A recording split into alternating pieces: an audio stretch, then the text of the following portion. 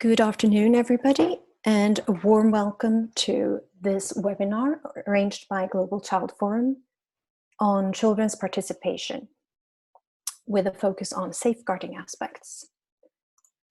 This webinar will focus on how business can integrate children's participation in decision-making. And the webinar is part of a research project on children's participation that is led by Tara Collins at the Ryerson University and Kate Tistel at the University of Edinburgh for Global Child Forum. And we will share a little bit more details about this project with you in a moment or so, but first a few details and housekeeping rules. So this webinar will be recorded and subsequently posted on our website. And this has also been outlined in the consent form that you all have signed. At the end of the webinar, we will have a Q&A, and some of you have already entered questions when you signed up. But if you have more questions during the presentations, please ask them through the Q&A function, which you will find in the toolbar at the bottom of the window. You will also notice that you can vote for each other's questions, and please do. That makes it much easier for us to know which questions are more pertinent to ask if we don't have time for all of them. And the webinar will last for an hour, and the Q&A section would be about 20 minutes. With us today, we have a few speakers. And the webinar will be moderated by me, Nina Follmer, at the Global Child Forum. I am the research manager, which means that I'm developing our research and looking at new partnerships for Global Child Forum around research. And Global Child Forum is a foundation that was initiated by Their Majesties, the King and Queen of Sweden, back in 2009. And our main focus is on how business can be change agents to make children's lives better, both by decreasing their negative impact and understanding and realizing the positive impact that business can have on children's lives. And we do this by research on how business impacts children. And we also arrange forums, workshops, and webinars like the one you're attending today, to spread this information and allow for different stakeholders to meet, inform themselves, and find synergies and partnerships. And aside from myself, who will not play a big role, we have the real stars of the show, who are the speakers. We have our academics that I just mentioned with us today, Tara Collins, who is Associate Professor in the School of Child and Youth Care at Ryerson University in Canada. Kate Tistel, who's Professor of Childhood Policy with the Childhood and Youth Studies Research Group at the University of Edinburgh. Christina McMillan, PhD at the Universities of Edinburgh and Glasgow, and who is consulting for this project. And we also have two corporate speakers who will share some practical examples of child participation with us today. We have Hedy Ring, who is Sustainability Manager and Child Rights Lead at TELIA company. And Maise Hazelstedt, who is Sustainability and CSR Advisor at the Dutch Banking Association. And their names will also be in their presentations for those of you who want to take note later on. A very quick background to why this webinar and this subject is that we have noticed that children's participation is a subject that raises a lot of interest with the business sector. And at the forum that we held in Stockholm in 2018, it was one of the subjects that raised the most interest among our participants. And it was also one of the pledges that attendees could sign up to continue to work on after the forum. What we have understood during this time is that it's something that businesses are very interested in and want to understand more about, but at the same time, they're unsure about how to go about it, and many are afraid to do wrong things. And the purpose of this project is to help business sort of overcome those hurdles. This webinar is the second in the series. The first one you will be able to find on the Global Child Forum website under our Knowledge Center, and we'll share the URL with you at the end of the presentation. And the project is led, as I said, by Tara Collins and Kate Tistel.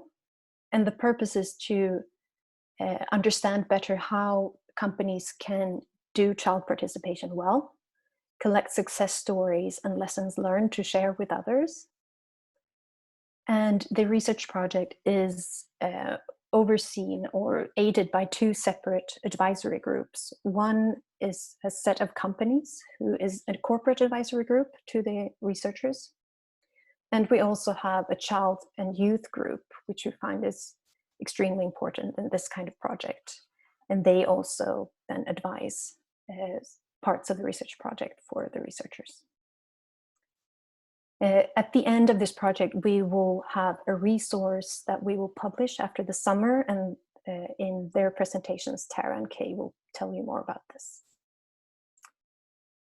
Today, we will be focusing on safeguarding. And the reason for this is that it is one of the issues that we get most questions about. A number of questions on this were raised at the first webinar that we held. And it's also a topic that the corporate advisory group has confirmed is something that is an issue for many companies. And also the child and youth advisory group have identified this topic as one of the ones that they find is most important for companies to address. And before I go into today's agenda, we thought we would kick this webinar off with two very short questions for you who are participating, for us to understand a little bit better where you are in terms of engaging with children's participation, and also what you find is the most difficult parts. So Adrian, if I can ask you, there you go. So you will now on your screen see two questions. And if I can ask you to enter your answer fairly quickly. The first one is then on whether you have any experience of children's participation at all, either in your present function or previously. And the second one is on sort of what do you find most difficult when it comes to children's participation? And I will leave that for just a few seconds for you to have time to enter your answers. And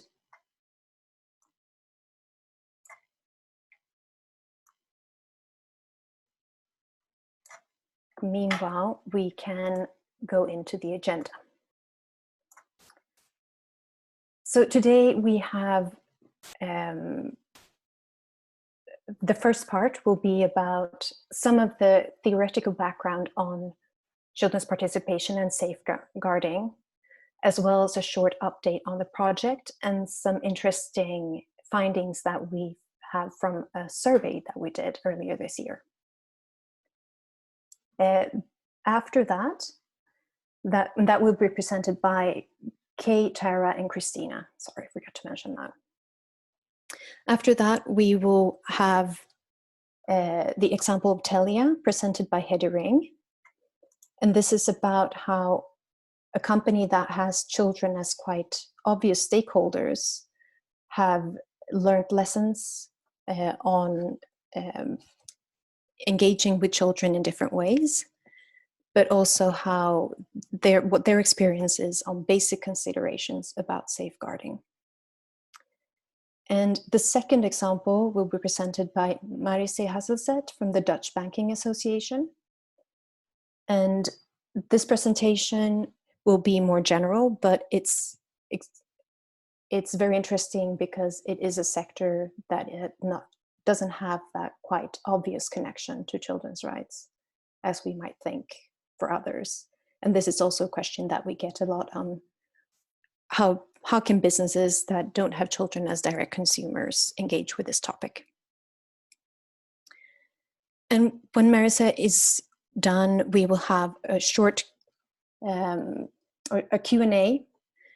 And the first part of that, we would like to ask for your help, because our researchers are looking for good examples or positive examples of children's participation in business. And if anyone in the audience have such an example that you would like to share for a minute or two, please make yourselves known through the Q&A function. And you just type in, I have an example to share, and we'll see that and be able to unmute you for a period there.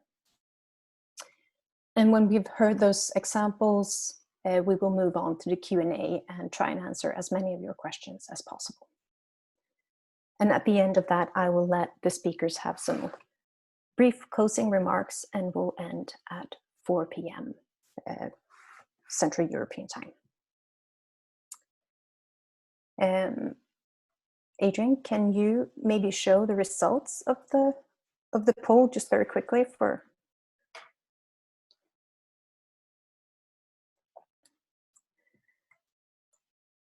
So here we can see that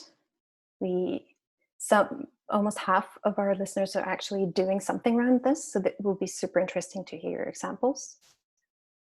But that we also have quite a large portion who's thinking about doing it. So hopefully you will get a lot of practical tips and pointers today. And we'll see if the speakers can address some of these issues that we have in the second question, where it seems like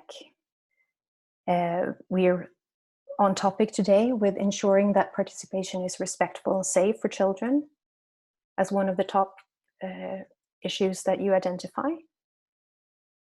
But also maybe, especially for Tara and Kay, to answer how you make sure that you're interacting with the right children, and how do you make sure of that.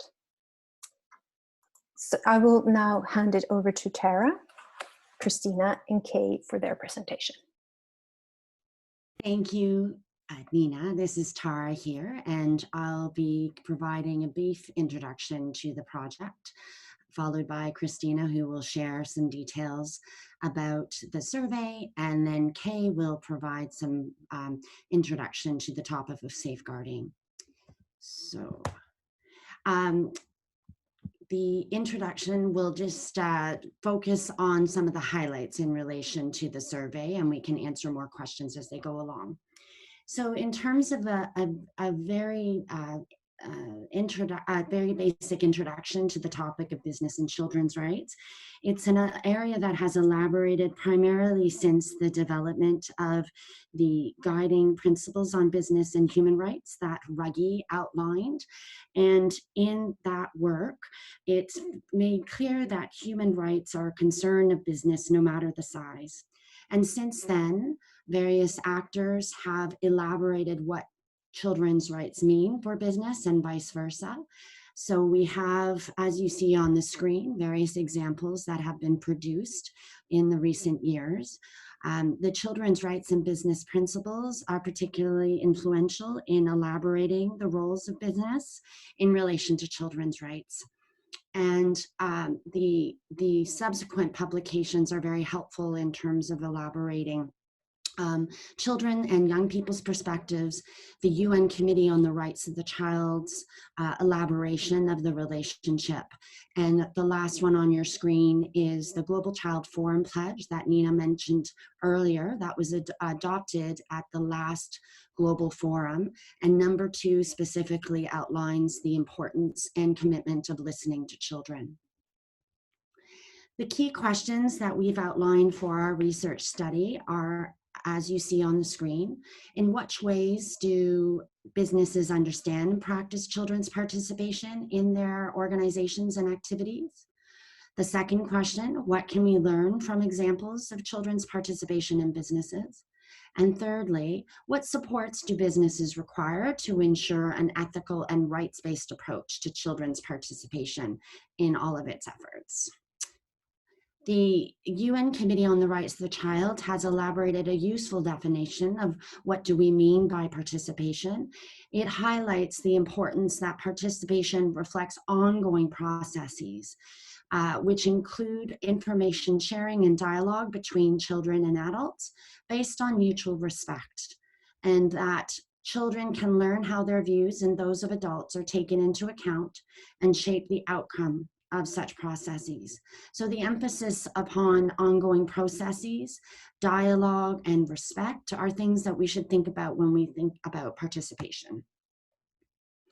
For our project, as Nina has already outlined at the beginning, we began by establishing the Business Advisory Group along with the Child and Youth Advisory Groups.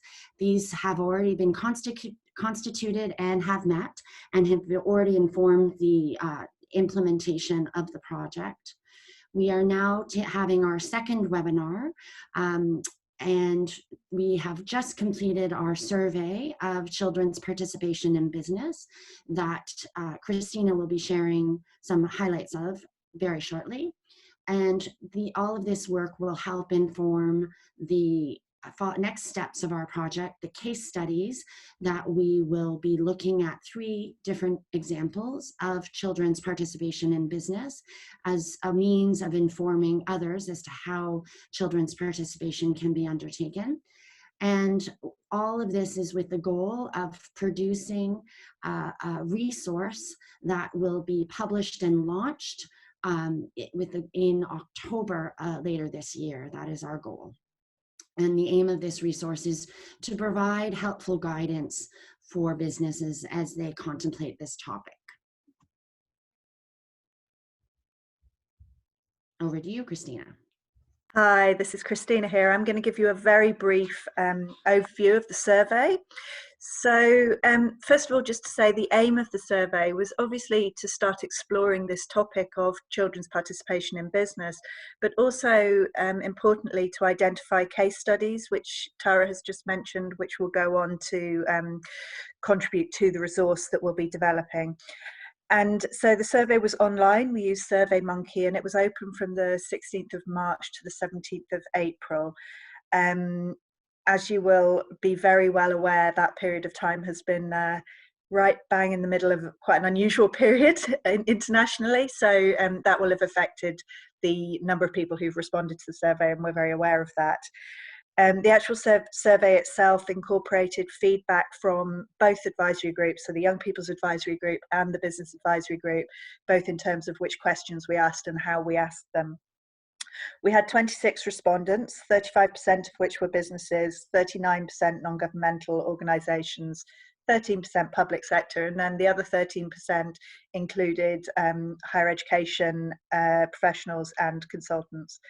And of the business respondents specifically, 37.5% said that children were a target market or are a target market for their businesses.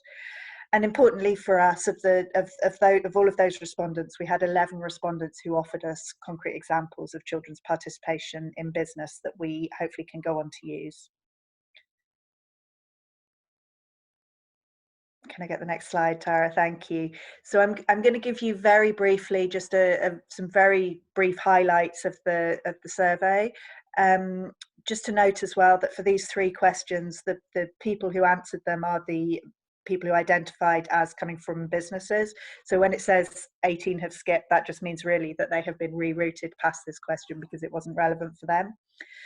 In terms of children participating in business, we can see here that there are a wide range of ways that children have participated in businesses, including advising businesses on particular issues, participating in product development, being able to access complaints mechanisms, and businesses providing a platform for children to participate outside of the business.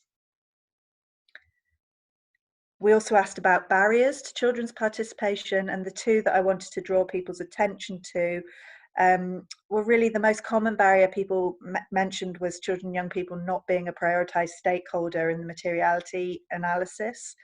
And then possibly linked to that, management does not perceive children's participation as important.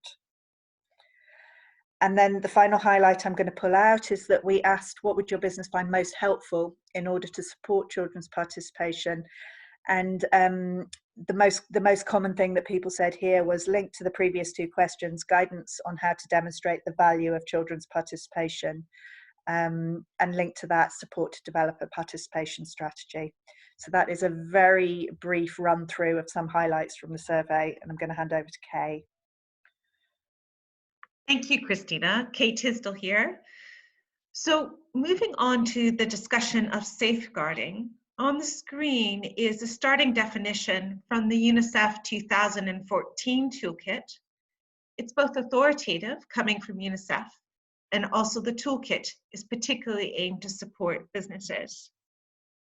We suggest it's a great start, but we might want to consider going further.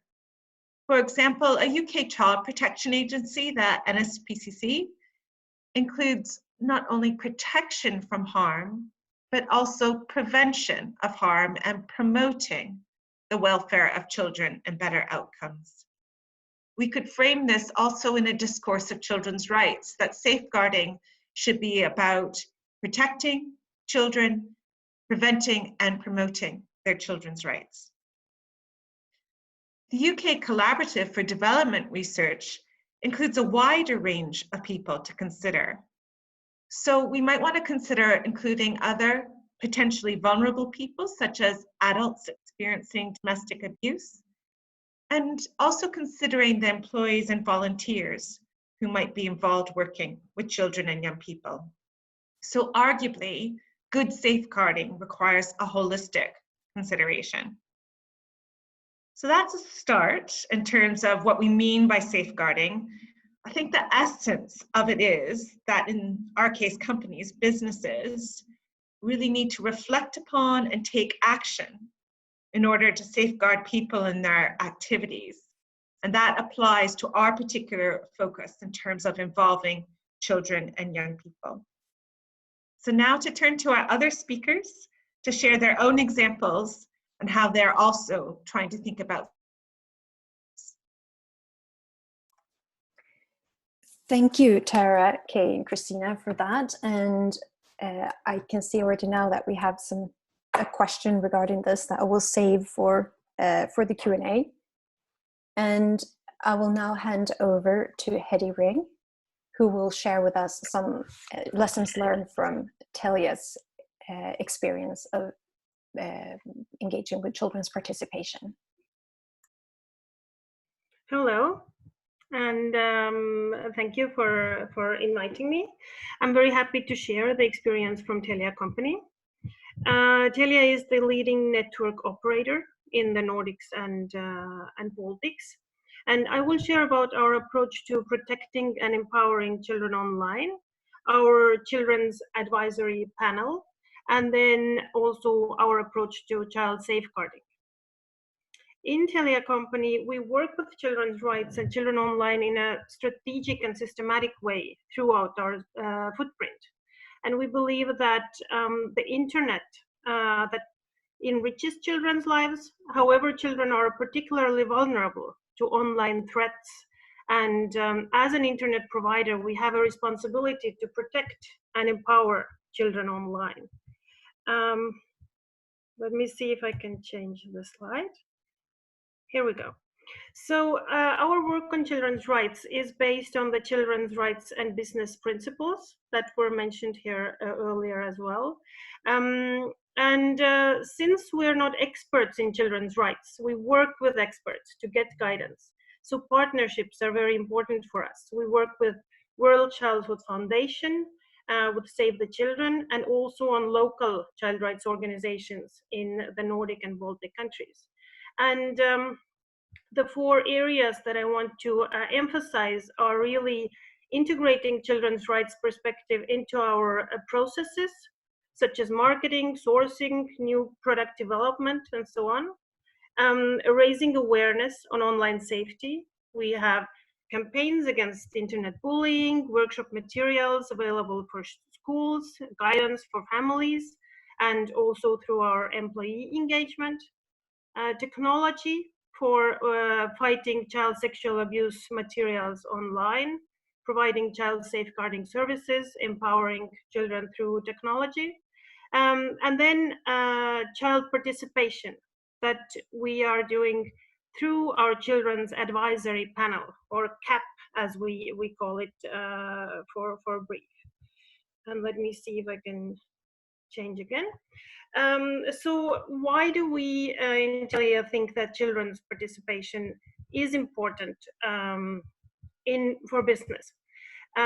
Our approach is to engage with significant stakeholder groups so that we understand our current and future impact on stakeholders, environment, and society, and through that create value for our shareholders and for the society as a whole. And we do consider children to be important stakeholders to our business. 1/3 of the world's internet users are children. We work with children's rights as an integral part of the company strategy, and we focus on the most important and relevant matters to our business. And to protect children in the online world is definitely one of those material issues for us. We also feel that through children's participation, we can future-proof our business. We can further our understanding of young people's lives online. We can also understand how adults have limited knowledge of children's own views and experiences of online lives. We get insights for the future business and sustainability work for our company, and it also grows into a business demand. We feel that we want and need, and our employees want to know more about children's views in order to be able to develop and drive the business forward. Here's an example of 6 children, aged 14 to 17, representing different countries, who actually joined our board of directors strategy meeting for a working lunch. So it was the engagement with our board and executive management team was split in 2 parts. The children or young people each did a presentation about how they see their lives online now and what they expect in the future. And that was followed by a joint discussion and lunch with the board members, where the questions were asked both ways. And the feedback was great, both from the board and executive management members, who felt that it was really useful and insightful meeting for them to go further with their strategy discussions. And we also received very positive feedback from the children. To listen to children, we have what we call a Children's Advisory Panel, or CAP. And this is a specific format that we have used now for 5 years, and we do it once a year. It's an initiative in collaboration with child rights organizations and schools in the Nordic and Baltic countries throughout our footprint. And the purpose is to listen to children's views on their lives online, and by that, to give them an opportunity to influence the decision-making that affects their lives. Around 3,000 children have participated, and it helps us to further develop our own understanding of how we as a company can improve our own approach to children as users of our technology, to our family customers, whom we can provide guidance and education materials, as well as for the schools, and also the insight that we share with the ICT industry through industry initiatives and the society as a whole, for understanding of children as online citizens. So how do we do it? We have partnered up with our very good partner, World Childhood Foundation, who really have the expertise on how to keep children safe and engaged. We have also partnered with local NGOs and schools in the Nordic and Baltic countries.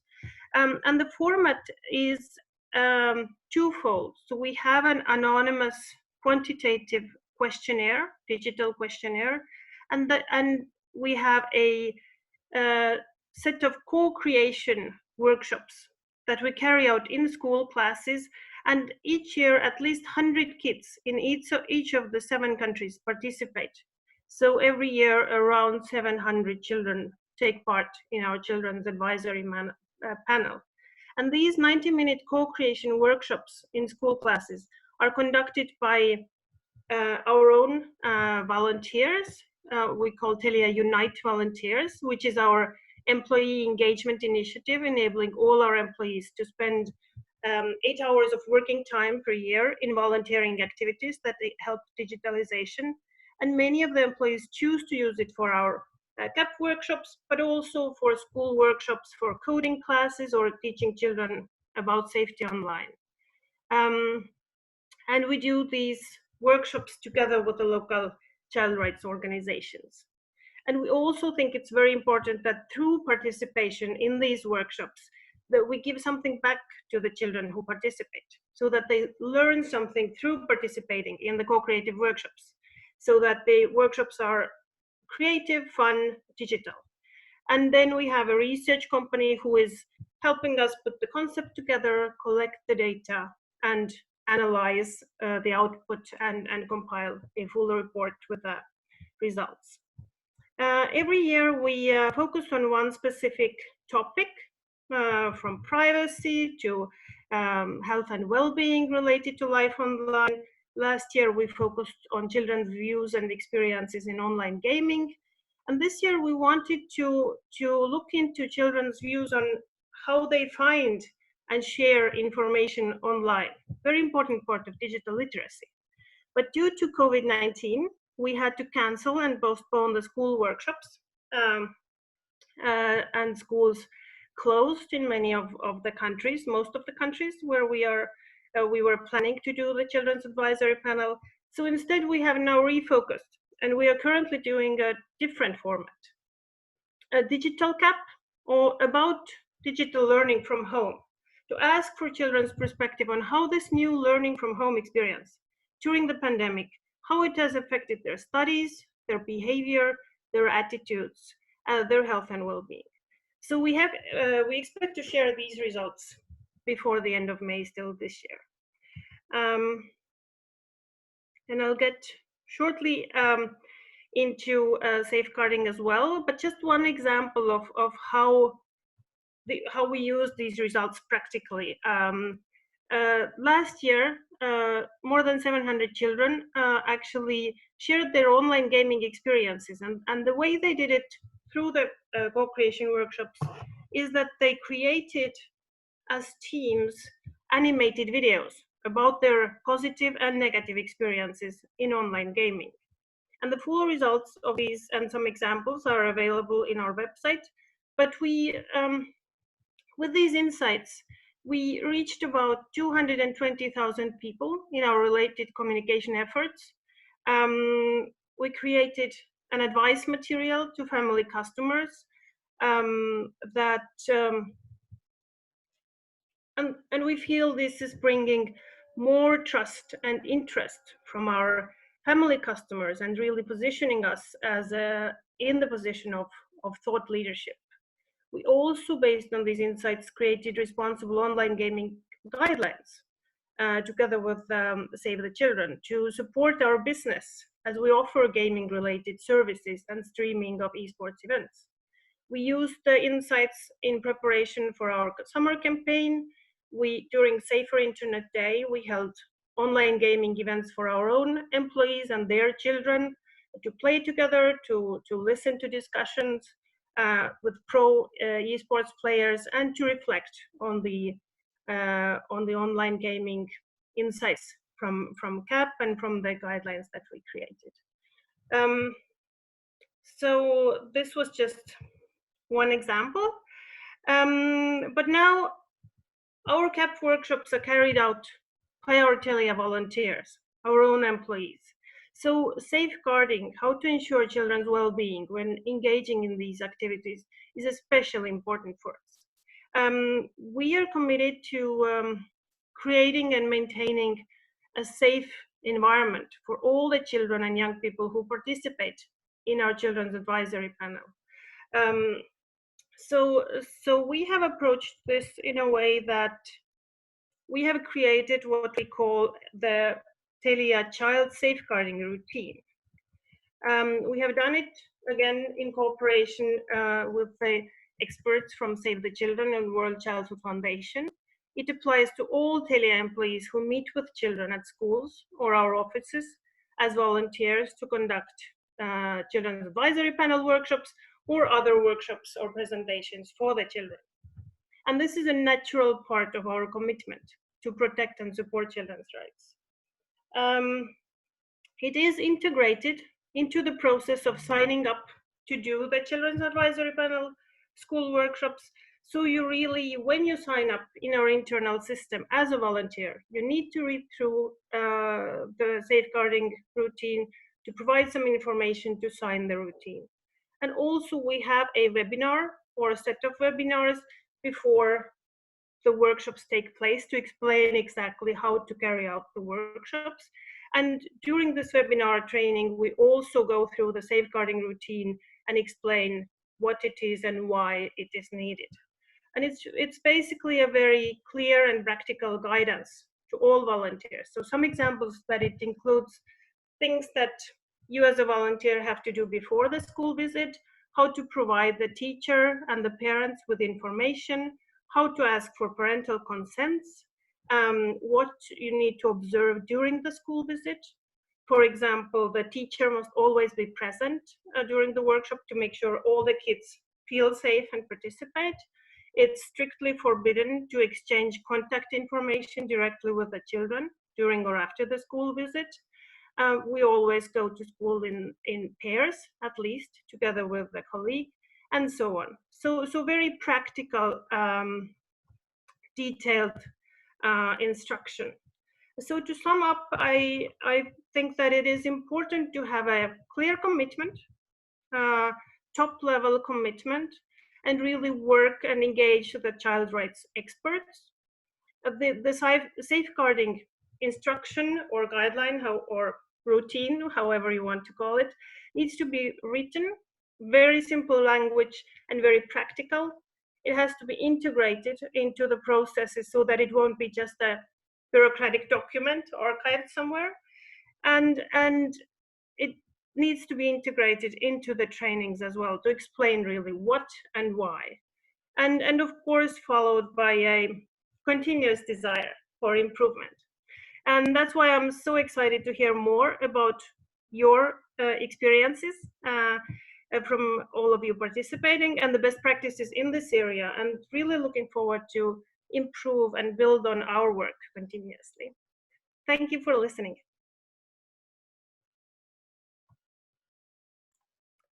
Thank you so much, Hedi. That's really helpful with these very practical steps on how to go about child safeguarding in the work that you do.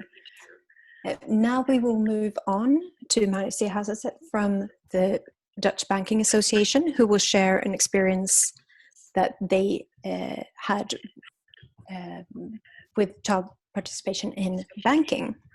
Over to you, Marisi. Good afternoon, everyone. My name is Marisa Hazazet. I'm calling from Amsterdam, but in these times this is all possible. So I'm very grateful I'm able to share some experiences of our work with kids councils, what we did for from 2015 till 2017. I was not directly involved in the project, but I was from the sideline also present with the project. So I hope I can share you some insights. I myself have a children's rights background, so I used to work at the child law department at Leiden University. So I have a specific interest in children's rights. And since 2015, I started working for the financial sector. Maybe you're a bit surprised that also an association can have a kids council, and I hope I can explain to you why this has been of specific use to us. We are a sector association with approximately 70 members, and since 2014 We also work on sustainability issues like climate change and SDGs and human rights. And one of the topics we also took up in 2014 was were the kids councils. Maybe if you can go to the next slide, please. Here you see a picture of a small kid. While our colleagues from Belgium asked children what they wanted to become. And they wanted to become, they had many dreams. They wanted to become a policeman or a prime minister or having a bakery or become a professor. And when they were asked what they, if they wanted to become a banker, they all said very, very firmly no. And I think this is an important signal that also children will be the future consumers also of financial services. So why should we give children a voice in business decision making? It is also important that we hear what they find is important, because they will be our future consumers in the end. And that's also the objective, if you would like to go to the next slide, please. That's also the objective of the Missing Chapter Foundation. They want to give children a voice in questions that concerns their future, and they actually want to have want that every business has a kids council. So they want to be the missing chapter in business decision making, to be solved by having every company a kids council. It was founded in 2010 by the Dutch Royal Highness Princess Laurentien van Oranje to contribute to future-proof solutions to social issues. And they encourage decision makers to include the perspectives of children. And they have at the moment for various sectors kids councils. Well, like I told you about the movie of our Belgian colleagues, children have a particular view on the banking sector. So in 2014, the NVB launched future-oriented banking as a response to the crisis. We developed a banking guide that sets out principles of conduct for Dutch banks. And among other initiatives we have undertaken also, as part of this new future-oriented banking, we wanted to include children to provide their views on how banks could be more service and offer in a more sustainable way banking services. So that's what we did for 3 years. We asked the Missing Chapter Foundation to give us advice for a period of 3 years. And as you can see on the slide, we asked them 3 different questions. Considering the time, I won't go much into depth on 2015. If there are any specific questions, I can share with you that later. If you would like to go to the next slide, please. In 2016, we asked how banks could enhance their relationship with customers. And unfortunately, I'm not able to show you this movie again, but maybe at some other time you can see it, because the children very honestly tell us what we should do better, like a short waiting time, customer service. We should have more personal contact with bank employees and customers, longer opening hours, and they also had a very clear view on more transparency, for instance, on investments. Well, I have been working for the last 3 years, for instance, also on proving this transparency with banks to, for instance, develop human rights reports. So it's something that we have taken seriously. And then in 2017, if you would like to go to the next slide, please. After we had explored 2 questions on how the children could advise us on how banks could do better, we were interested to hear more what we as a business association could do better. And our question was, how can the NVB collaborate optimally with its members?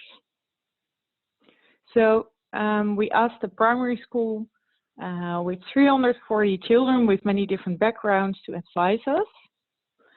And we followed 6 steps. We did it actually every year, but I wanted to share that a little bit more in depth with you on this case.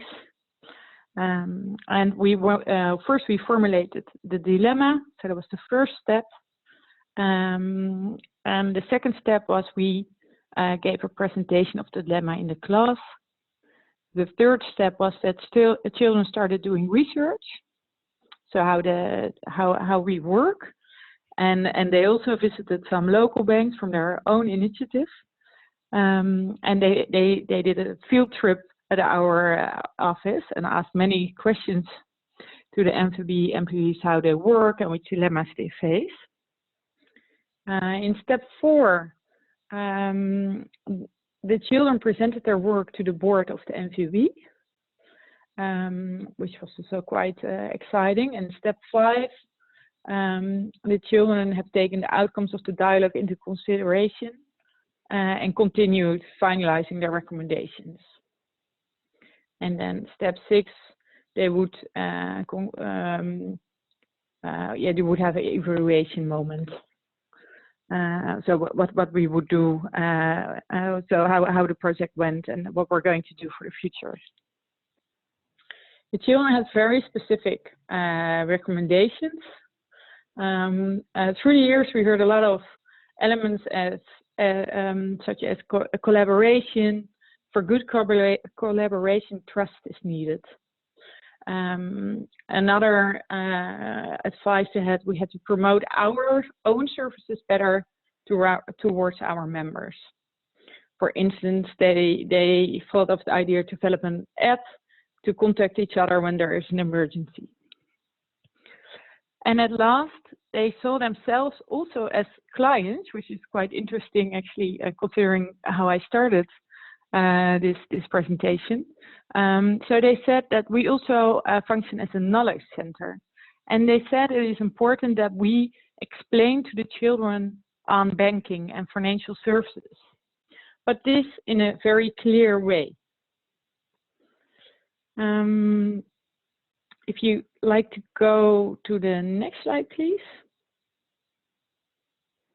So this is what we did. We developed a website with easier language. So no specific banking language, short sentences, more animations. They advised us to work with bright colors and to make a new logo. So you see the elephant there because the elephant meant trust. And secondly, they advised us to set up a mailbox for ideas. To conclude, it was a meaningful experience. Like I said, the children were very focused on personal contact to increase trust. They talked a lot about collaboration, increasing trust. And they formulated basic rules to collaborate together. Some things we may sometimes forget ourselves, but which are very important. You should listen to each other and trust each other. And at the same time, for children, this does not mean no digital tools anymore. They don't mean with personal contact that this is limited to face-to-face meetings. It could also be done through Skype and other digital media. So the advice was actually very accurate, as at the moment, of course, we are working much more in a digital way. And at the same time, you should not forget to make that personal contact, even though you talk through Skype or, as I am now doing, to you over the phone. Well, we learned a lot. We were on the right track. We also provided advice to our members who also started their own kids councils.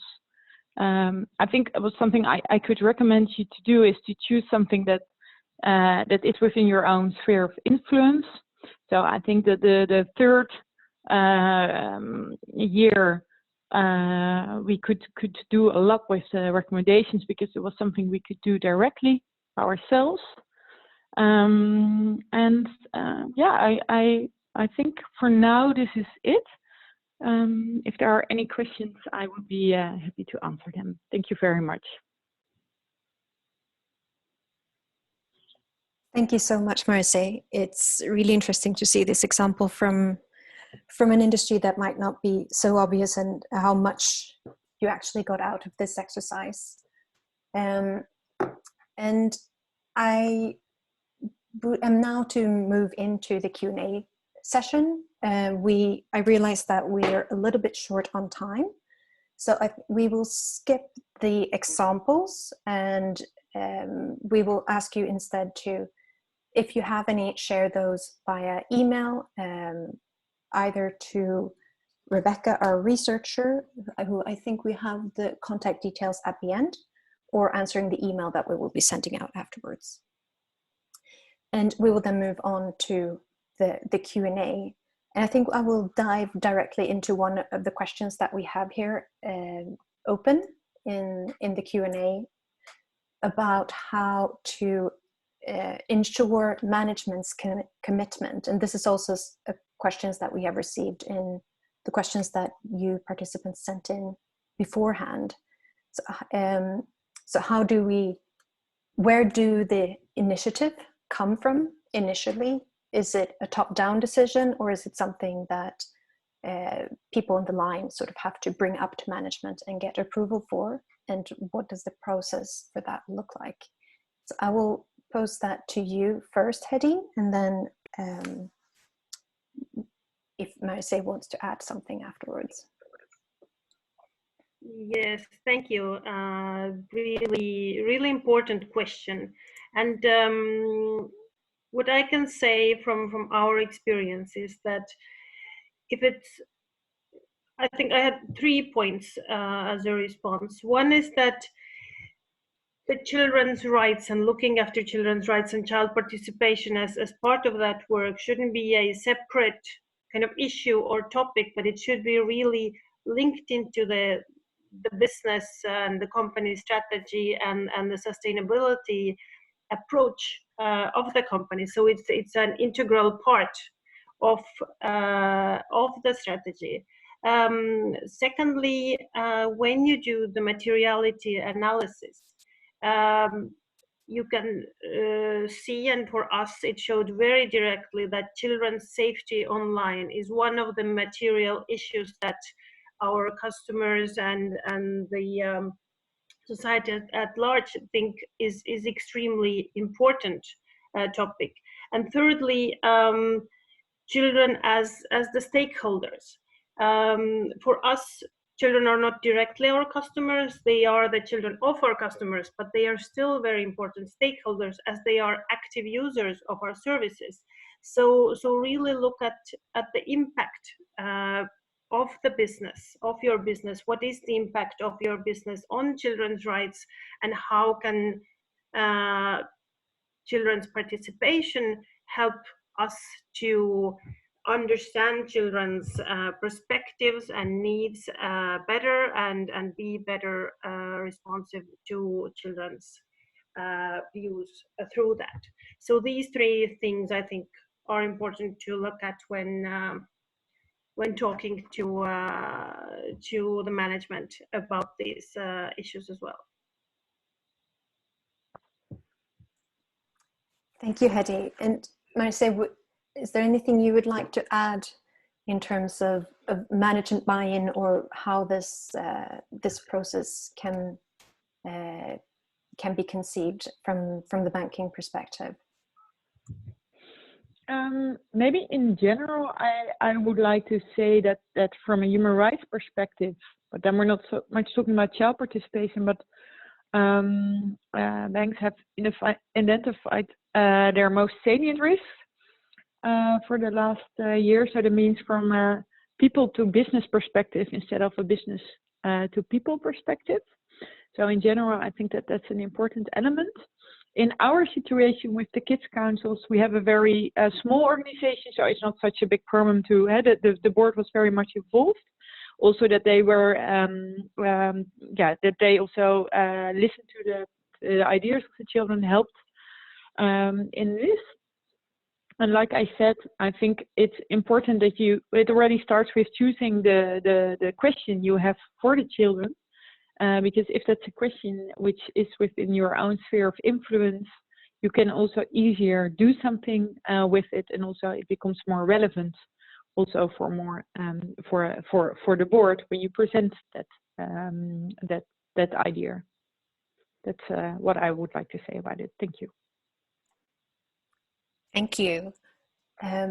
Moving on very quickly now, because I want to get as many questions in as I can before we need to leave. So I would like to ask then Tara and Kay, and this is also from questions that we have received beforehand, but now I see we also have one of the same question from the audience, is that when you do engage with children in different aspects of your operations, how do you go about ensuring that you're speaking to, so to say, the right children? And Tara, I will leave this one for you. And also, if you could maybe also relate to the topic of the day for everybody, is how does this relate to COVID-19, and how do we sort of relate this to children's participation in the situation that we are now? Thanks so much, Nina. I would say that, of course, COVID is affecting the world and has changed realities for everyone. At the same time, however, though, we should not use it as a reason not to engage with children and youth. The excellent question that we had earlier in terms of thinking about company policies and practices in terms of the new realities that employees are having with their children around in terms of isolation. It highlights the role and opportunities of engaging with young people.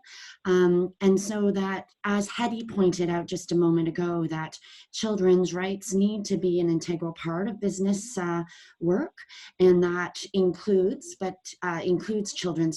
child and youth participation within that. It is important to be mindful, though, that not everyone will have access to virtual technology.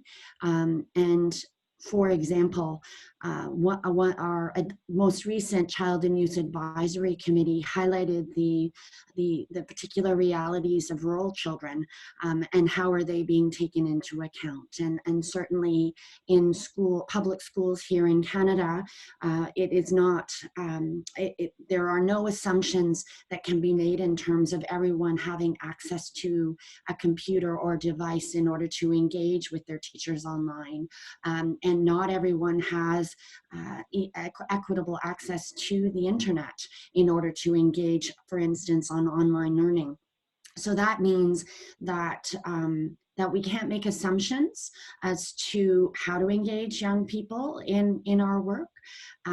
But it does highlight the point of the importance of diversity. And I would suggest that we need to work with community-based organizations that work with a variety of young people in our communities in various locations around the world. And they would be well positioned to support one's engagements with young people.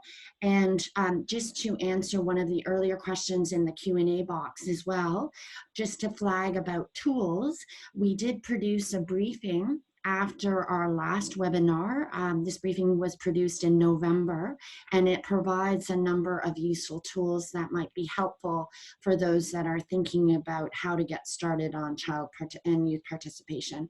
And I'll just turn it over to Kay. Maybe she wants to add anything further. I think that's okay, Tara, because I know we're running out of time. I'll hand over to Nina. Thank you both. And just to pick up on your last point there, Tara, that we will make sure that that resource is sent out in the email that we will send out to all you participants after this. And I also see that, for example, World Vision have shared a really interesting link here in the chat, and we'll make sure to include that as well. And thank you for sharing that with us, Mike. I will try and wrap this up very quickly now. Basically just thanking our speakers for sharing their experience and their knowledge, and to you in the audience for being so engaged and for your interest in this topic. We will, as I said, after this webinar, we will send out an email to you with all of the resources mentioned. And in this, we will also include a link to a very short survey that we would appreciate if you wanted to answer, because it really helps us to understand how you reach us and what you think we can improve in our work. This is actually one of the webinars that was planned before the whole COVID-19 thing broke out, but it fits very well into the current situation, and we will keep on doing these kinds of events. So keep a lookout on our website and our social media channels for invitations to other events. And all of you who have participated today will also be invited to the virtual launch of the resource that will be the project of this research project in the fall. In the meantime, I invite you to visit our Knowledge Center on our website and explore all of the resources that we have there on children's participation. So thank you for today, and stay safe and take care, and join us for our next events. Thank you. Bye.